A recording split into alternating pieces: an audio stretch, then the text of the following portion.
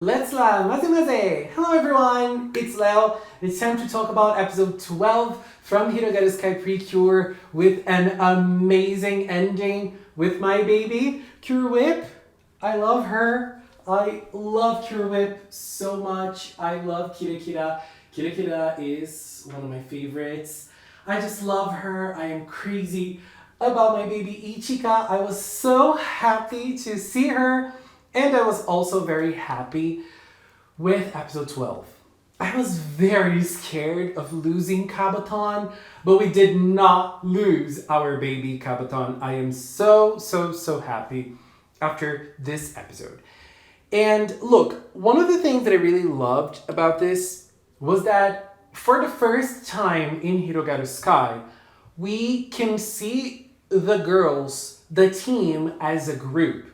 Even though Ageha is not a cure yet, we can see them working as a group, as a 4-piece or a 5-piece, and if you count L. And it was so nice, the dynamic between the characters, the back and forths, how funny everything was, how dynamic everything was. Everybody is so full of charisma, uniqueness, and talent. Girl, I just loved it. What a fun moment we had at the start. So we start the episode with Kabaton at the food stall. I was very happy seeing Kabaton at this food stall because it is a connection that he has to Soreshido, which is not the girls. And that usually means good things for the villains because it creates a scenario in which they're able to live their lives outside of being a villain. There's something else than just villains. So that also eased my heart a little bit because I was very afraid of losing Kabaton after this episode.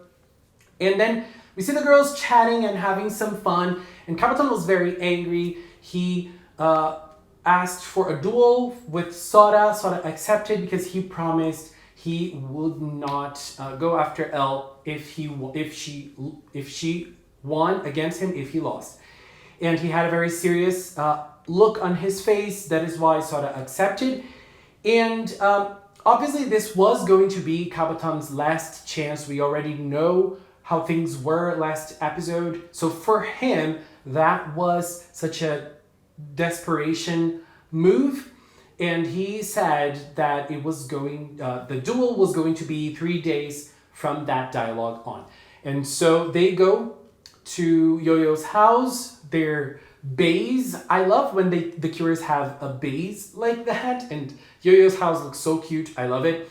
And I really like that dialogue, that first dialogue, because they're all worried. Yo-Yo is worried, Tsubasa is worried, but Mashiro is the one that believes in Sora and says if Sora accepted it, that's because she is able to do it. I like that a lot because that works because of the bond they have. Tsubasa is already starting to have some sort of bond with them, but Mashiro has been bonding with Sora since episode 1, so it makes a lot of sense for her to understand and trust and believe in Sora a little bit more than Tsubasa, than Yo-Yo, than L, so I really like that moment. And then it's very nice how quick-paced this episode was because at the next scene, Ageha is already taking them to their trip. And look, I really love all of the moments that we have from this 4-girl group, 4-people group. Because everything works so well with them. Their dynamic is so cool. First we have Ageha suggesting what the training could be for Sora. And everything feels super absurd and super out of this world. And Tsubasa's like, you're reading too much comics. And then at the end, that's exactly what was gonna happen. So it was very fun the way everything happened. And like Mashiro was like, her eyes were gleaming with the idea of Sora training like that. Tsubasa being put in the trunk because there was no space for him in the car. Oh my god. And Tsubasa's reactions were also very funny, because he was the voice of reason this time around. It's usually Mashiro, but this time, in this episode, it was actually Tsubasa. It was very funny. And also the fact that Ageha didn't thoroughly research everything because she was very busy with her college lessons and everything else. It was very nice. And the way they were all like worried about the fact that Ageha needed to study for her classes and to do the research that she had to do and the papers that she had to do, it was so good. At the same time, it seems that nothing was really working, but then we see Tsubasa becoming a bird. Oh my god, it's so adorable. I love the Tsubasa becoming a bird and then becoming a human scenes. They're all so funny.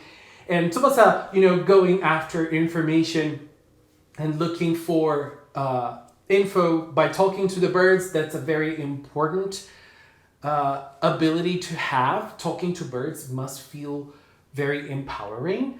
And so Sada starts her training. I really love the training shots that we have. Sada, giving it her all, giving it her best in her training and in the waterfall. And then we see her and there's an eagle and they think the eagle is the something of the mountain, but it's actually a squirrel, which is very nice because it's very fitting. Cure Custard from Kira PreCure, and then we have Cure Whip at the ending. It was great. A very nice coincidence, I would say. And so it was very nice seeing Sada training against them. So the days went by very fast. We could see Ageha also with her lessons. It was very nice. And then at the end, before the battle, we have a very nice talk with the 3 cures. It's nice that Ageha wasn't part of it. Even though I love Ageha, it was very nice to see that talk was between the cures, that at least the cures we have so far. Ageha has participated a lot this episode, so I'm already happy, but that moment was for the cures. Tsubasa, the bird cage, the bird house, not a cage, the bird house being taken.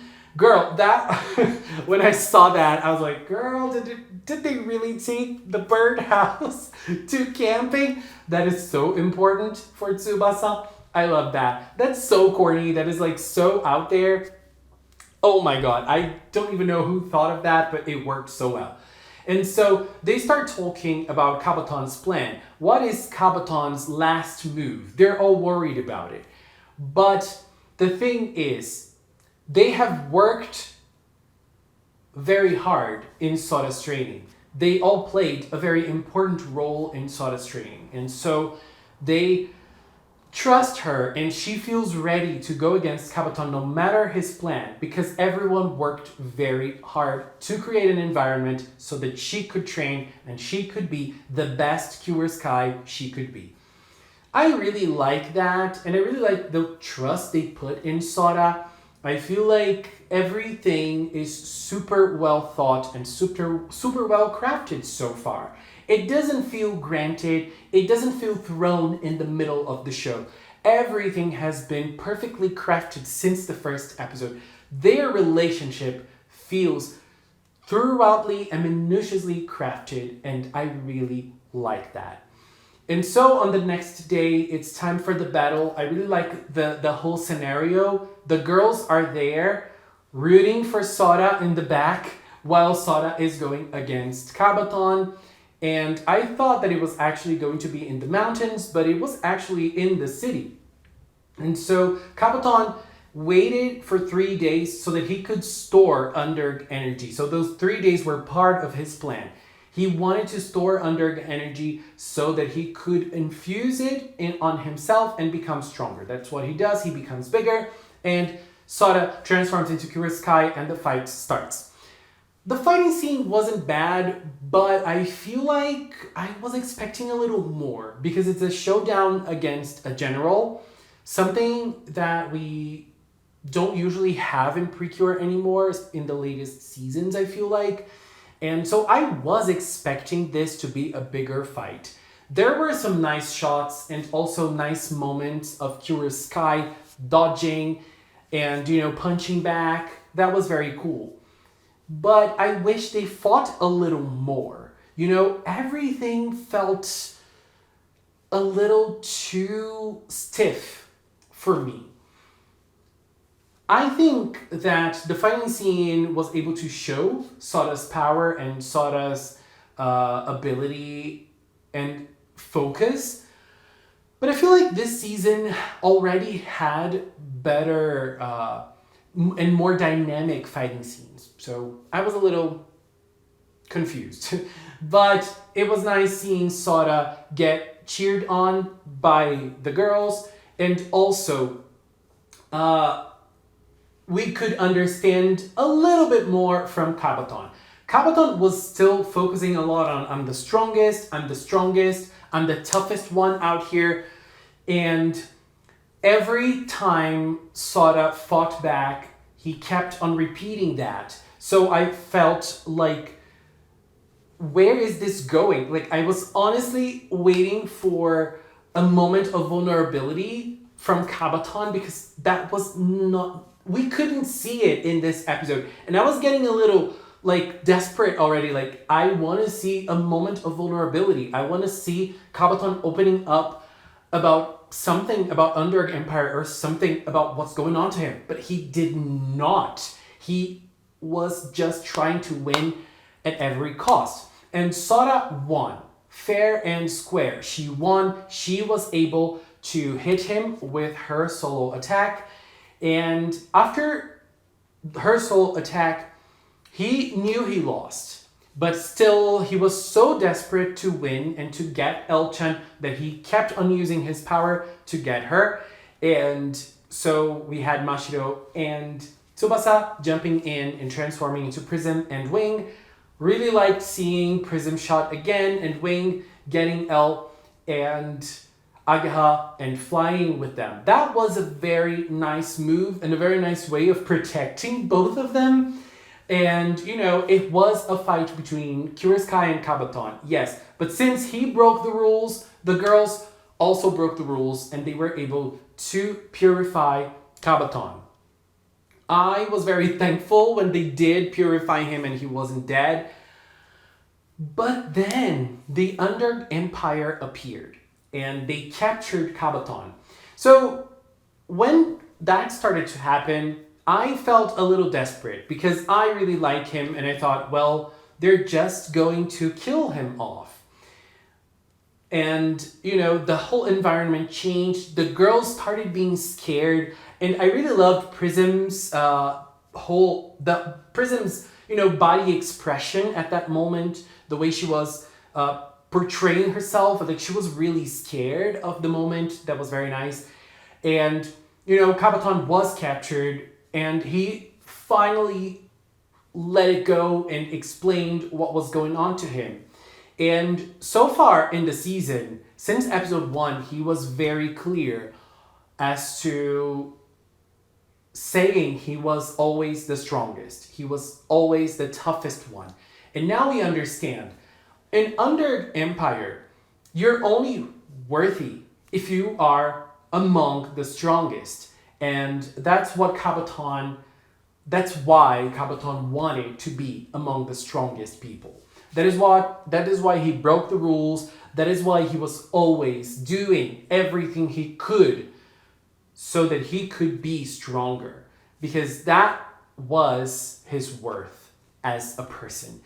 Or as, I don't know, as a pig? I don't know. Still, all of it wasn't enough.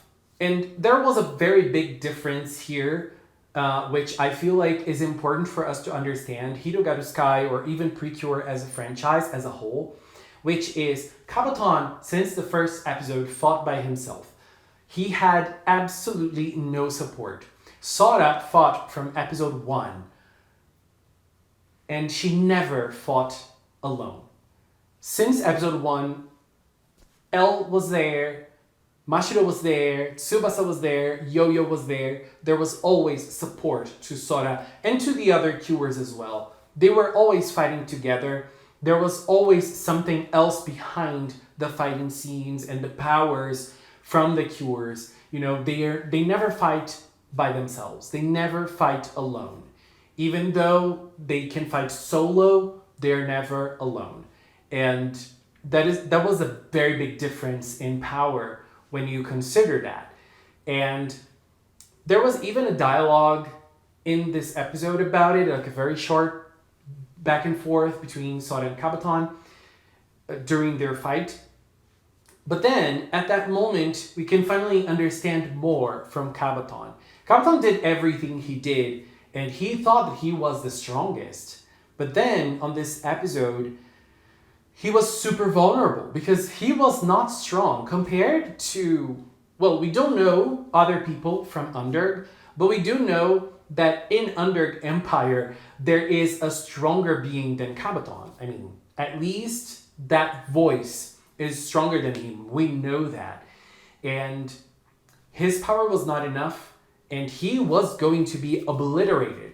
But he was saved by Cure Sky.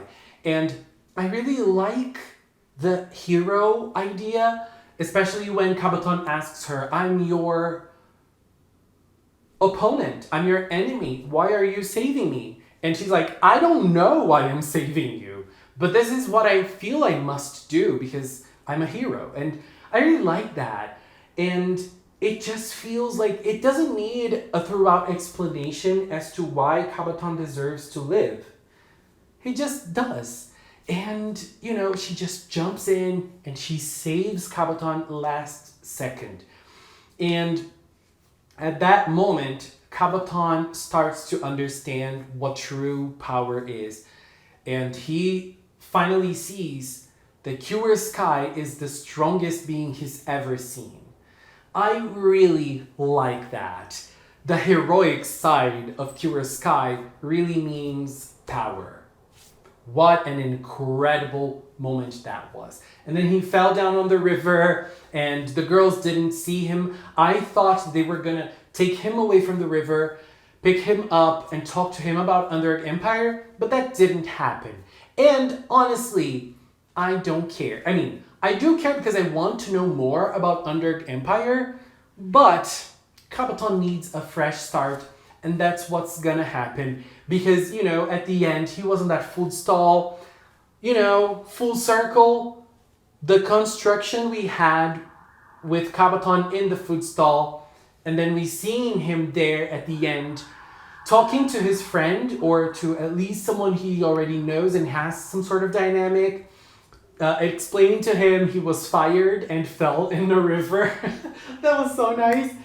And saying that now he is going to have a fresh start of his own. How cool is that? I just love it. It was incredible. And at the end, they are talking, Sora, Mashu, and Tsubasa were talking, and they were like, at the end of the day, we don't know anything about Underg Empire. Yo-Yo doesn't know either. We could ask Kabaton, and Tsubasa was like, well, we'll probably never see him again. Tsubasa, I really hope you're wrong. I think we will see him again, maybe as a joke only, I don't know. But I feel like if they go after Kabaton seeking for more information on Underg Empire, that would work very, very well. Anyways, episode 12 was a very nice and lovely ride. I am super happy with Kabaton's destiny in Hirogaru Sky. I feel like we still don't know much about other villains and how things are going to play out next week. I'm very curious for the next steps from Hirogaru Sky. Very curious. And even though I feel like the fighting scene of this episode could have been a little better, it was still a very, very solid, a very, very good one of my favorites. And Let's La Maze Maze Cure Whip appeared at the end. Oh my god, I was so happy. Cure Whip, I love you. Anyways, babies, this was my view on episode 12 from Hirogaru Sky PreCure.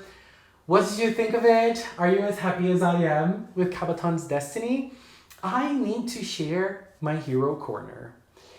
And even though there are so many great scenes from this episode, I have to say my hero corner was Kabaton at the food stall at the end of the episode, saying that now he is going for his fresh start.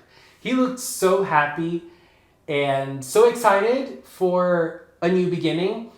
And I love when we have characters that went through hell and they're able to start fresh.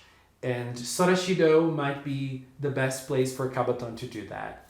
I just love it. Anyways, babies, this is it. I want to take this little time to thank the members of the Magical Cinnamon channel. If you are a member, thank you very much for your support. And if you've watched up channel, thank you so much as well. Thank you so much for watching, and until next time, bye bye.